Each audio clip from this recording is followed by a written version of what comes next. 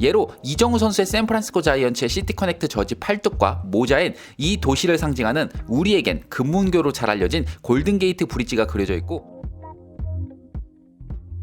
메이저리그 뉴욕 매치가 최근 시티 커넥트 유니폼을 공개하며 4월 27일 경기부터 착용한다고 발표했습니다. 먼저 시티 커넥트가 뭔지 모르는 분을 위해 설명을 드리면 2021년부터 메이저리그의 각 팀은 자신들이 연고지로 하고 있는 지역의 팬들과의 유대감을 한층 높이기 위해 그 도시와 관련된 유니폼을 만들기 시작했습니다.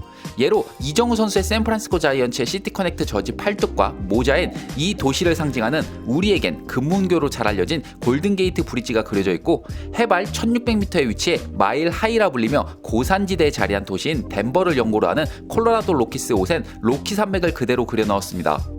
보스턴 레드삭스의 경우 팀의 이름과 상반되며 그냥 봐서는 어떤 의미인지 전혀 이해할 수 없는 강렬한 노란색과 함께 파란색이 섞인 단순한 유니폼인데, 이건 이 도시에서 매년 열리는 세계 4대 마라톤으로 유명한 보스턴 마라톤의 피니시 라인의 색깔을 담아낸 것입니다.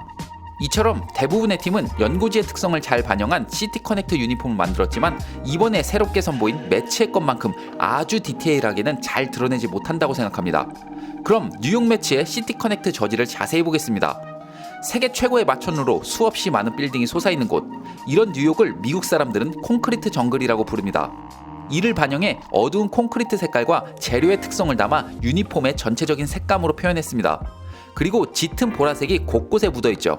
이건 매치의 홈구장인 시티필드가 뉴욕 지하철 7호선 매치 윌레츠 포인트역과 연결되어 있는데, 이 라인의 색깔이 보라색이기 때문입니다.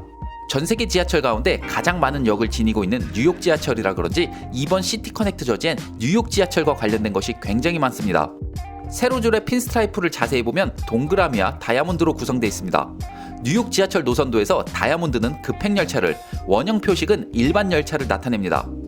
우측 팔뚝에 있는 보라색 뉴욕 매치 로고가 있는 원형 문양은 옛 뉴욕 지하철의 토큰 모양에서 왔다고 하네요.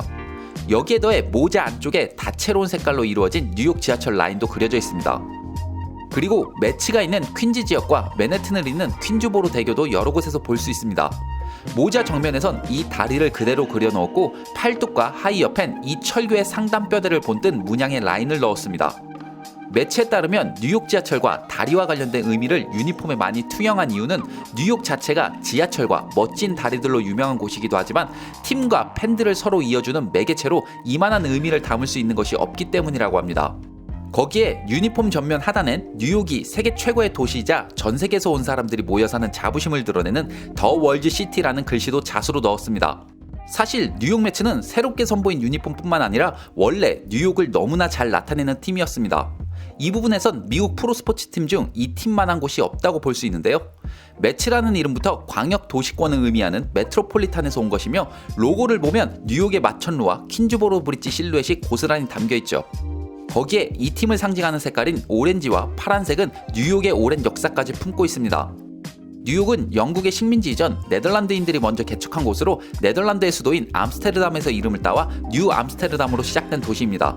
그래서 현재 뉴욕 곳곳엔 네덜란드의 흔적을 발견할 수 있는데요. 뉴욕 시기의 색깔이 과거 네덜란드 국기의 색인 오렌지와 흰색, 파란색이 들어가 있는 걸 알 수 있죠. 이런 이유로 뉴욕 매치는 물론이고 NBA 뉴욕 닉스와 뉴욕시는 아니지만 뉴욕주에 있는 롱아일랜드를 연고로 하는 NHL의 뉴욕 아일랜더스가 모두 이 거대 도시와 연관된 과거 네덜란드의 흔적을 팀의 컬러로 채택한 것입니다. 홈구장 시티필드에서도 이 팀은 뉴욕의 상징을 드러내는데 혼신의 힘을 다하고 있습니다.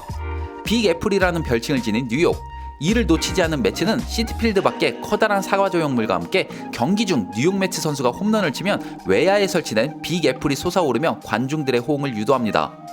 이 경기장 우측 외야에 있는 다리 또한 먼저 만났던 퀸즈보로 브릿지와 마찬가지로 뉴욕의 중심부인 맨해튼과 퀸즈를 연결하는 헬게이트 다리 모양을 그대로 본떠 만들었는데, 이 다리의 이름은 시티필드가 신축되기 전 사용하던 셰이 스타디움에서 온 이름으로 뉴욕 매치가 창단됐던 당시 홈구장으로 사용하는 역사와 현재를 연결한다는 뜻을 담았다고 합니다.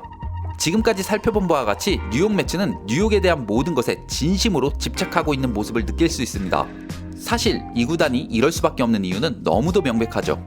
같은 연고지에 메이저리그 최고의 명문팀인 뉴욕 양키스란 거대한 팀이 존재하고 있고, 거기에 내셔널리그를 대표하는 LA 다저스와 역시나 빅클럽인 샌프란시스코 자이언츠가 뉴욕에서 시작해 모두 1958년 서부로 이전한 팀인 만큼 1962년 뉴욕에서 가장 늦게 창단한 후발주자이니 뉴욕이라는 도시에 자신들의 정체성을 더욱 부여해야만 하는 일종의 컴플렉스가 이런 일련의 모든 곳에 투영됐다고 볼 수 있습니다. 어찌됐건 결과적으로 자신들의 연고지를 그 어떤 팀보다 사랑하는 것만큼은 확실합니다. 마지막으로 유심히 봐야 할 시티 커넥트 유니폼을 짤막하게 얘기하겠습니다. 개인적으로 워싱턴 내셔널스 역시 연고지인 미국의 수도를 유니폼에 굉장히 잘 나타냈는데요. 이 팀의 시티 커넥트 저지와 모자엔 핑크빛의 벚꽃이 수놓여 있습니다. 워싱턴 DC는 서구권에서 벚꽃으로 가장 유명한 곳이기 때문이죠. 1912년 당시 도쿄시장인 오자키 유키오가 미국과의 우호를 위해 선물한 3,000그루가 넘는 벚꽃나무가 바로 워싱턴 DC에 심어지며 매년 봄 이곳은 벚꽃이 만발하는 멋진 도시로 변신합니다. 미국 수도의 아름다움을 그대로 담은 내셔널스의 시티 커넥트 저지는 아쉽게도 올 시즌을 끝으로 더 이상 입지 않는다고 하니 관심 있는 야구 팬이라면 지금 빨리 구매하시는 게 좋을 것 같네요. 워싱턴 DC가 벚꽃에 미쳐있는 도시라는 것을 알 수 있는 점은 내셔널스뿐만 아니라 NBA 워싱턴 위저즈도 벚꽃 에디션 유니폼을 발표했었고, 심지어 코트 역시 핑크빛으로 물들여 놓기도 했습니다. NHL 워싱턴 캐피털스 또한 벚꽃을 유니폼에 심어놓기도 했고요. 같은 연고지의 NFL팀인 워싱턴 커맨더스는 아직 벚꽃 저지를 발표하지 않았지만 뭔가 마음이 급했는지 양말, 머그컵, 텀블러 등을 특별판으로 판매하기도 했습니다.